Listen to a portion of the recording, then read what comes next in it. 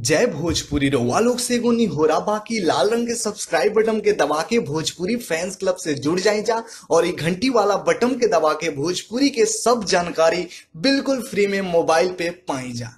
परिणाम भोजपुरिया जहां आज की रिपोर्ट में वालों के बतावे जा रहल माने के कुछ दिन पहले समर सिंह के एगो गाना आई रहे कि गजब गजब के माल टिकटॉक पर बारिश है। जी हाँ भैया, world wide record Bhojpuri official YouTube channel पर गाना रिलीज बा और आप लोग भी सुन सकते हैं। लेकिन आप लोग के बता दी कि गाना के टिकटॉक पर विरोध हो रहा बा। जी हाँ, बहुत लोग जो कि समर सिंह के गवार बोल रहा बा, अनपढ़ बोल रहा बा, यहाँ तक कि बहुत से लड़का लड़की जो कि हाथ जोड़ के समर सिंह से ई प्रार्थना कर रहा बा कि हमनी के इतना बड़ फैन रह जा। लेकिन ये गाना सुन के बहुत ही आहट फैला कि आप ऐसा शब्द इस्तेमाल के लिए बन जाए, काहे कि टिकटॉक पर हमनी के माई बहन भी बा लोग, तो ऐसा कहल बहुत गलत बात बा। आप लोग एगो छोटा सा वीडियो देख लीजिए, वीडियो जो कि बहुत ज्यादा वायरल हो रहा बा। समर भैया से हाथ जोड़ के विनती बा कि प्लीज ऐसा गाना मत बनाई, काहे कि टिकटॉक पर हमनी के माई बहन सब कोई बा, हमनी के राउर बहुत बड़का फैन बने। राउर और सब गाना कितना अच्छा बा।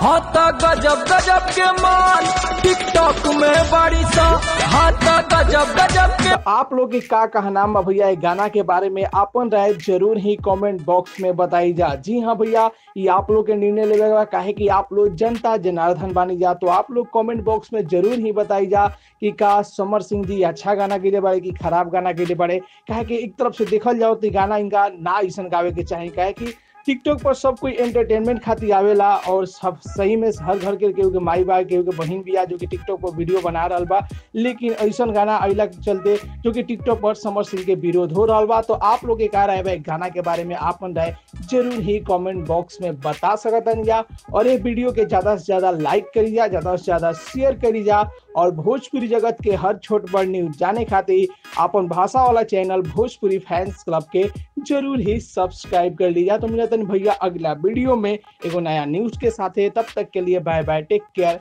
जय भोजपुरी।